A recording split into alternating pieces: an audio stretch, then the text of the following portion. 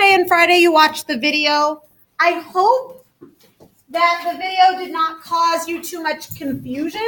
I really like the way that he presents things. Hopefully there was a little bit of continuity and you're like, oh, like we've talked about a little bit of that, or, oh yeah, I've heard a little bit of that. And if not, then learning new stuff is not ever bad either. But just kind of making sure that we're all on the same page. So this is where I think that we ended last time we were together. Does this look familiar to you all? So we need to kind of get our brains back into this space here. If you recall, we had our frog, and we had our frog sitting on a chair. And we had started talking about the idea of a force. And we had said that a force has to be an interaction between how many objects? Always two. Not three and not one. It's always two. Always two. And when you label the forces, then you label it with the two objects. That's the really nice part about this. So it's the force of the chair on the frog, the force of the earth on the frog. Then you know exactly where those forces are coming from. And we wrote this down, this thing about a free body diagram, but I want to add one little piece here, okay? And that just to kind of help us out and give us a little more context here. It's going to be one object and all the forces acting on that object. So that means that all of the forces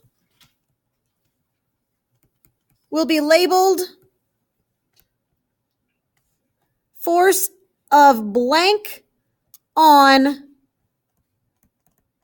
the object you're talking about, okay? So a free body diagram of the frog is going to be the force of something on the frog, okay? If you're talking about the forces of the chair or on the chair, it would be the force of blank on the chair, okay? If we're talking about the forces acting on Malik, it's going to be the forces of blank on Malik. Does that make sense? Two objects interacting, everything is acting on the thing we're drawing our picture about, okay? We spent quite a bit of time on Wednesday, which is almost a week ago now, it's kind of crazy, talking about the gravitational force or gravity. And just to get our heads back here, we said that the gravitational force is the attractive force between any two objects with mass.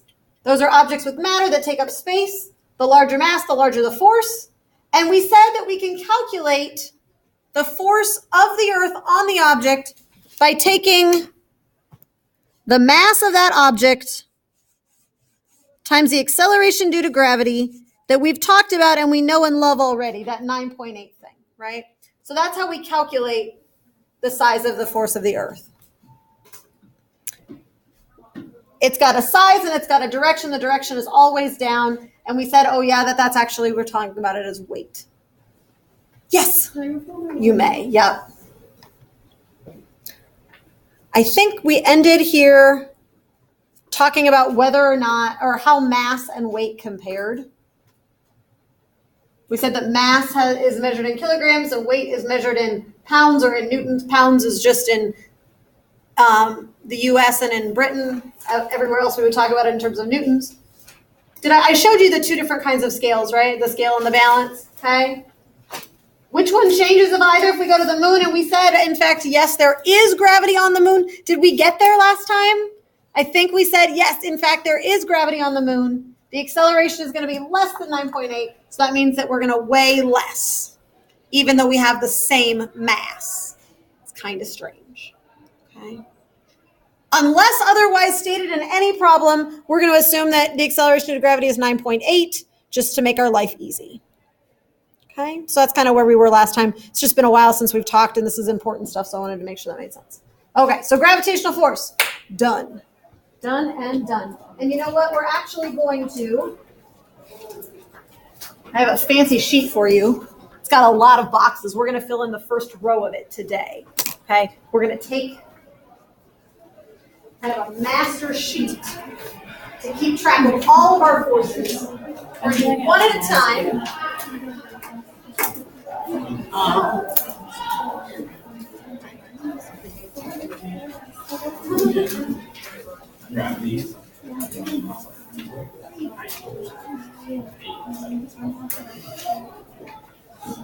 In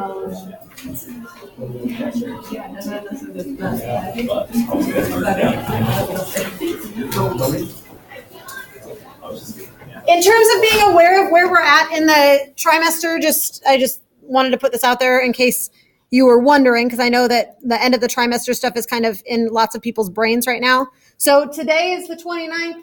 We've got this week. I think the end of the trimester is like the 15th or something like that. So just kind of FYI, it's coming up fast, which is why I wanted to do all this reassessment business, right? Like I wanted to make sure that we're on top of that so that it doesn't, blow us away once we get there. We will have one more small unit that we'll finish. Okay, so we'll probably do like 2 quizzes or something like that before the end of the tri. That's the stuff that we're doing right now. So just kind of to give you a sense of what is coming before the end of the trimester.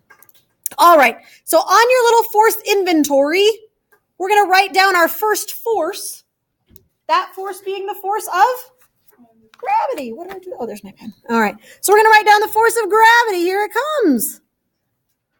So this is the force of the Earth on the object. We can write it down as gravity.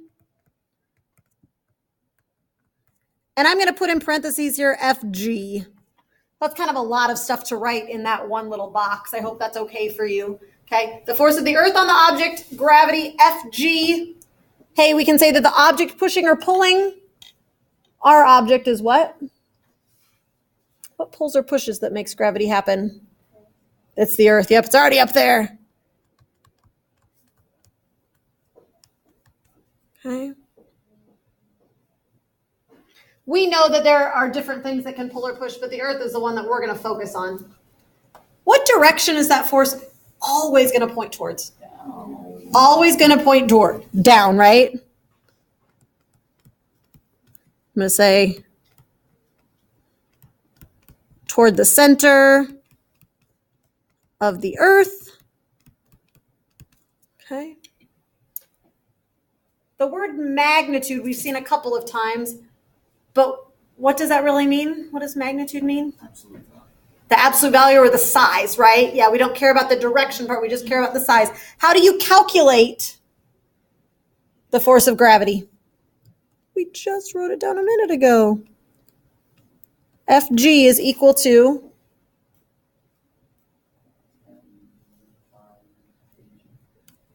m times a sub g. And remember again, on Earth near the surface, that's going to be negative 9.8 meters per second squared. Some people might argue you don't really need the negative since we put the negative here, but I'm just going to write it as negative 9.8 to keep it in our brains that way. Is the force of gravity, the force of the Earth on the object, able to cause acceleration?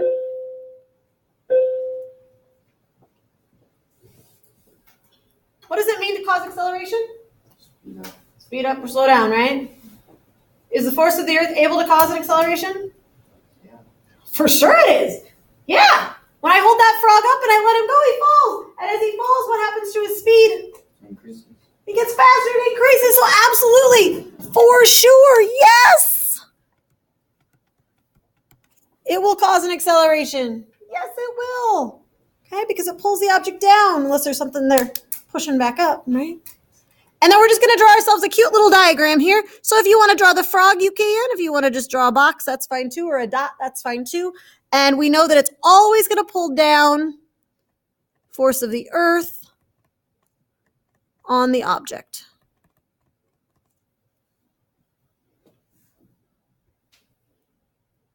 How are we doing? So far, so good?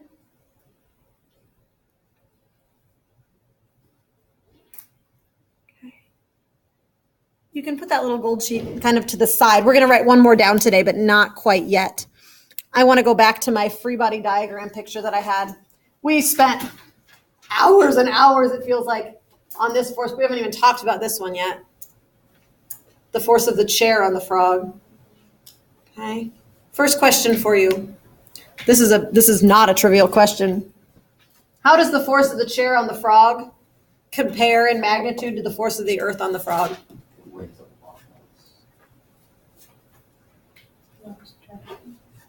It's in the opposite direction, for sure. How does the size of it compare? Smaller? You can kind of think of, remember these forces? Remember these forces? We defined it as a push or a pull, right? So sometimes when I'm thinking about forces, I think of it like a tug of war. You guys have all played tug of war, right? Like when you were in elementary school, middle school. They make you play it in PE still? Kind of vaguely remember that in PE where you have a big long rope, you know what I'm talking about, right? You have a bunch of people over here, a bunch of people over here, da, da, da. And if the right-hand side people, that's over here for you guys, if the right-hand side people pull harder, which way does the rope go? Right. To the right. And if the left-hand side people pull harder, which way does the rope go? To the left.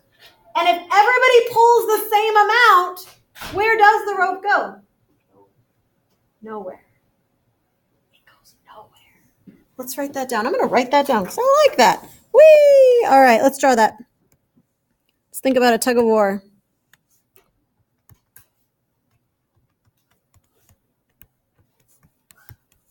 So we got our rope. If the force, I'm going to label them F1 and F2. If F1 is greater than F2, then the rope moves to the left in this case. If F1 is less than F2, the rope moves to the right. And as Malik just said, if F1 equals F2, what happens? Doesn't go anywhere.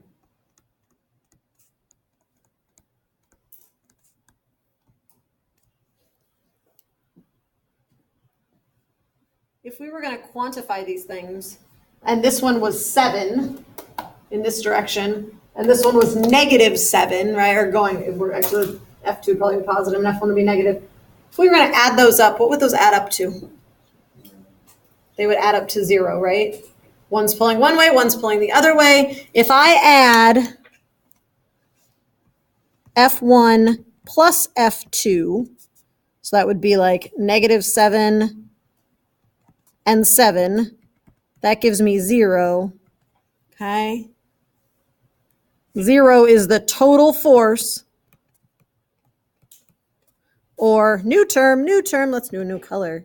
New term, new color, total force is the net force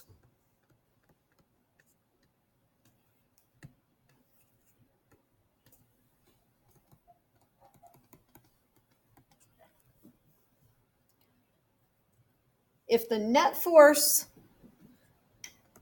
is equal to 0, the rope's not going anywhere. Okay? If it's not going anywhere, it doesn't move, and it also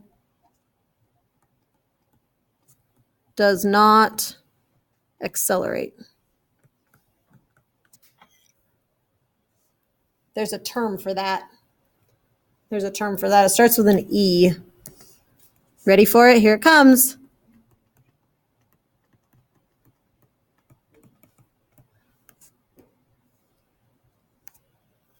Have you heard that term before? Yeah? Maybe in biology or chemistry.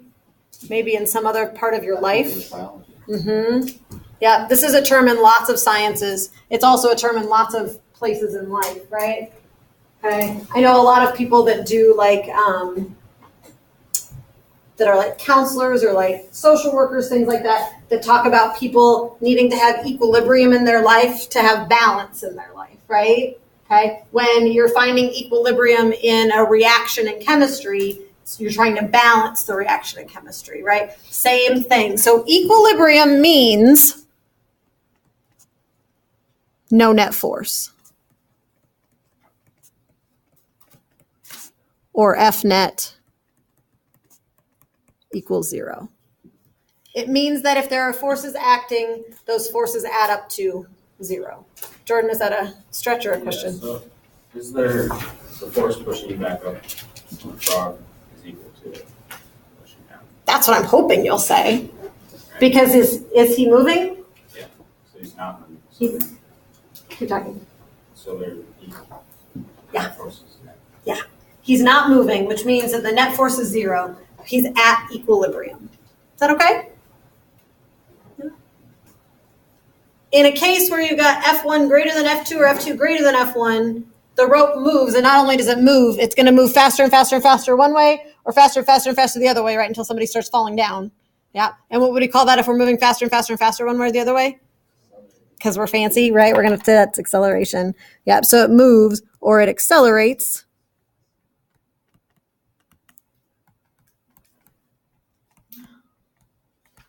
To the left or to the right. How are we doing? Are we okay? So, Yeah. If that frog was like a ton, then Yeah. it breaks the chair. For sure. So then It wouldn't, because it would fall down to the floor, right? So doesn't that have to depend on its mass? Absolutely, it does. Yes. Yes, you're putting the pieces together. You've got it. Yep. So let's put the pieces together for everybody so that we can all be where Jordan is in his brain. We're walking into Jordan's brain. Here we go. Okay. So I'm going to take this picture. Okay. I'm going to draw it again because I want to make sure that I get it, and I want to make sure that I can write about it a little bit. I'm going to see if I can just steal it like this. We'll see if this works. Copy. You can draw yours again too. Whee! I don't know if you can do this though. Copy and paste. No? Hey, there we go. Okay. So we're going to look at this chair and the earth acting on the frog. We're going to write down what we call an F net equation. There's a lot of new terms coming at you all of a sudden. Are we doing okay so far? We've said F net. F net just means total force. Just going to remind ourselves of that. Okay. An F net equation is going to be an equation with all the forces on it. Does that make sense? Okay. So we're going to say, let's write it down here. F net. I'm just going to look at my picture. There are two forces acting, right? I've got the force of the earth, and I've got the force of the chair. And Jordan claims, but we can't trust him all the time. He claims that those two have to add up to what? 0? Because it's like a little tug of war in the vertical direction. Gravity's pulling down, the chair is pushing up, and instead of the frog falling down or flying up in the air, which would never happen, that doesn't make any sense, right? They add up to 0 because they're exactly the same in size. Okay? The earth pulls down, so I'm going to put a negative sign in front of that one because it's going down and the chair's pushing up. So if I know they equal 0, then I know that in size, the force of the chair must be equal to the force of the earth.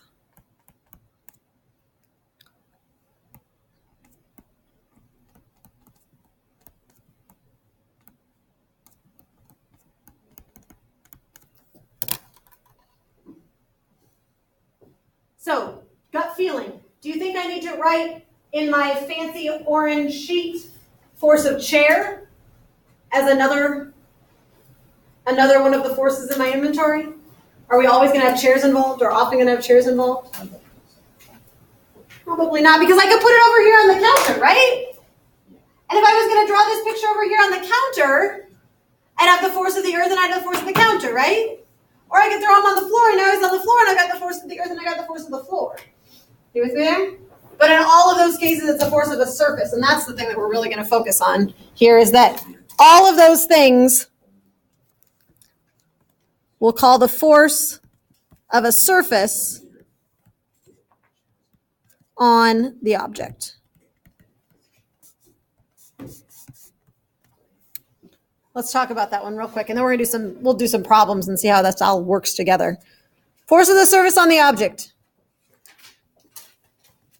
Okay? The force of the surface on the object will always be perpendicular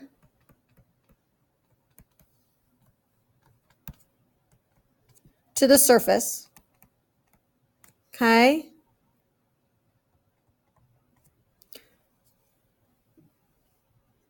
In general, there are some very special cases where this isn't true, but for our purposes, for this unit, we're only going to do the basic general, okay?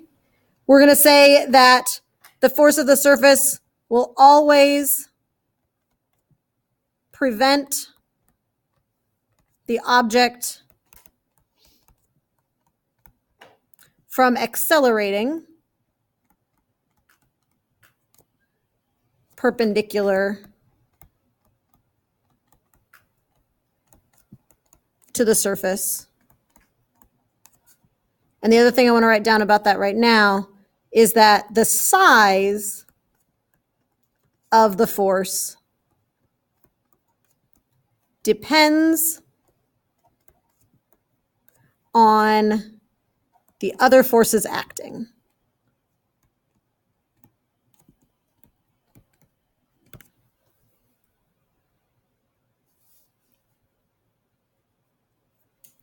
Let me tell you what I mean about that, or by that. How many of you have ever had the opportunity to do the dishes at your house? Your parents have given you the opportunity to do the dishes. How nice of them! Yeah. That is such a nice opportunity to have. So let's talk about the opportunity that you have to do the dishes. Now, let's say that maybe you don't do the dishes by yourself, but you're doing them with a sibling or with a parent or with your grandparent or whatever, your cousin, whatever it is. And let's imagine that you're putting plates away, okay? So let's imagine that you're going to take and put, let's see, I feel like I need to do this as a demo. And I'm going to have you come help me. Come here. So we're going to imagine here for just a moment that I've got plates. They happen to be kind of thick and book-like, but they're plates. Okay, so you're imagining that you're putting some plates away in the dishes. So I'm washing, I dry the plates, and then I'm going to hand it over, right? So you got it?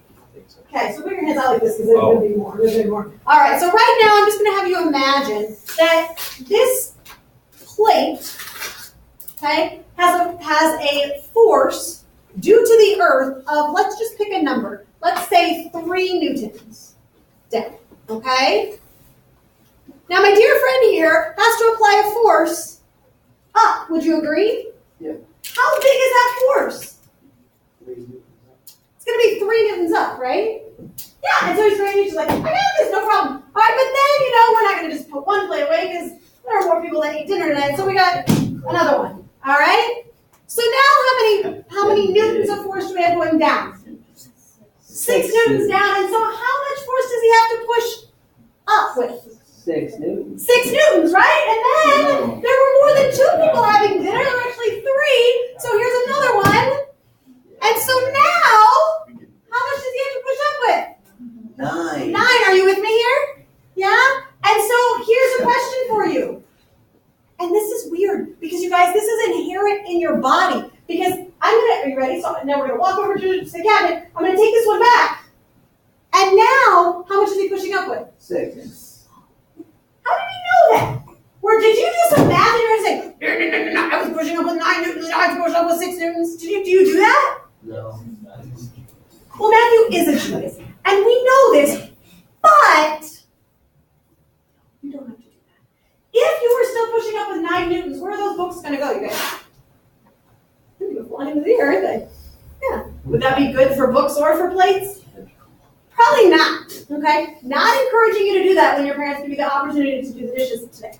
Okay, tomorrow, whenever that happens. Okay? So, there are 9, right? And then it just keeps going and just keeps going and just keeps going. And we know he's a strong guy. So I can sit here all day. I've got a lot of plates. But eventually, is there a point at which, I'm not trying to have you sell yourself short, okay? But is there a point at which if I kept putting books on top, there would be a point at which perhaps you might not be able to hold them all? No, I can go into Shamshar's room and get a whole more, there are books for, yeah. So is there a point at which your arms may not be able to hold them after a while?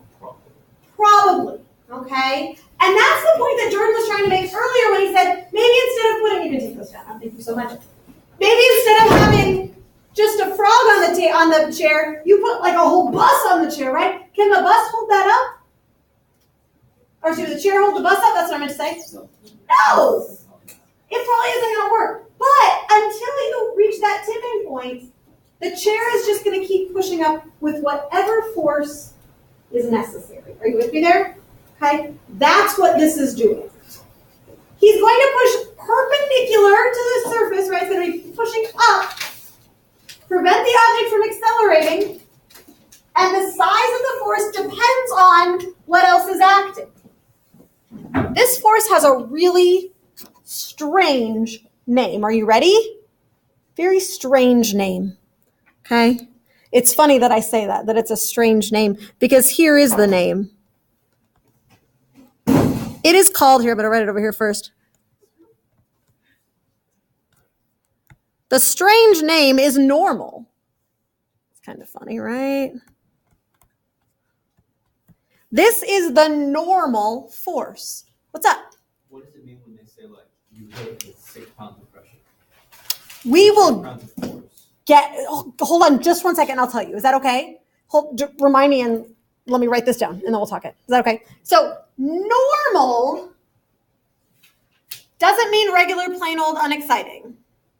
Normal has another meaning in mathematics that you may or may not know. Does anybody know what the word normal means?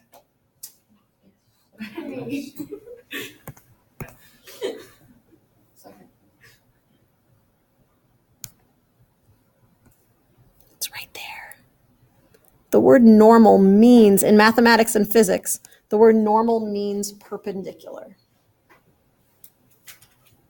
It's acting normal. The place that you may have heard it is when you're learning about circles, and you learn about the tangent of a circle. When you learn about the tangent line, the tangent is normal to or perpendicular to the radius. That's like the one time in math, not in like upper level math, that I've taught it before. So normal means perpendicular, and normal is always going to be the force of a surface perpendicular to the surface.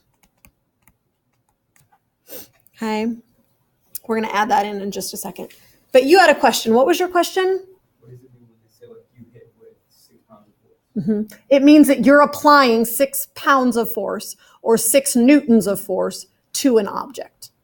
So Matt was applying 9 newtons of force, right? So that amount of force, that amount of push or pull is what he was applying. Same thing. So if you apply that force to a wall or to a box or to a whatever, right? It's the same, it's that push or pull. It's how much push or pull it is. Okay, so like say it takes 1 pound of force to break an egg. Yes. Does that mean you put 1 pound weight on it and break it? Yes. Yeah. I mean, there's some weird stuff with eggs because of the direction that you apply the forces to. So I don't want to like, but you know what I'm saying? Yeah. But yes. So if, or you know, you can think about it too, like the tension in like fishing line, right? Like there are different like tensions of fishing line, and if you don't have a high enough tension, then if you have a really big fish, it'll break it because it can't apply that much force. Same kind of thing. Does that help a little bit to make that make sense? Yeah. So I'm gonna take what you're asking and we're gonna run with it. So we've got 5 minutes and we're gonna write this down on our force inventory. Here we go. We'll do the calculations with it. Not tomorrow, because tomorrow we're gonna do reassessment stuff or reteaching stuff. But on Wednesday we'll do this. So the force. So this one's called the normal force. And it's gonna be marked Fn. Okay. The object pushing or pulling in this case is, what did we just say? The surface.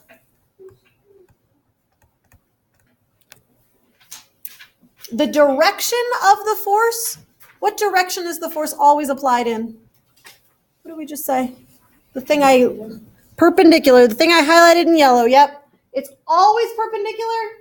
It's always going to prevent things from accelerating perpendicular to the surface in the cases that we're going to talk about. Okay, so the direction is always perpendicular to the surface. Okay. There is not an equation, there is not a formula to calculate the magnitude. We are going to go through and do some magnitude calculations to Wednesday, okay? But the magnitude can be determined, we'll say, can be determined based on other forces acting. Okay.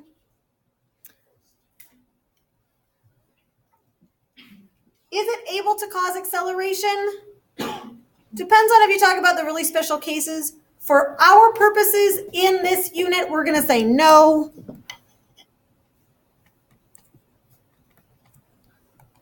Let's say for now. Later on, we'll change that, but for now, we'll say no. And the diagram, we're going to have a surface. We'll put our frog on the surface, and the diagram is going to look like the force of the surface. So that could be the floor or the table or the chair or whatever it is, the force of the surface on the object. Okay. Is that okay?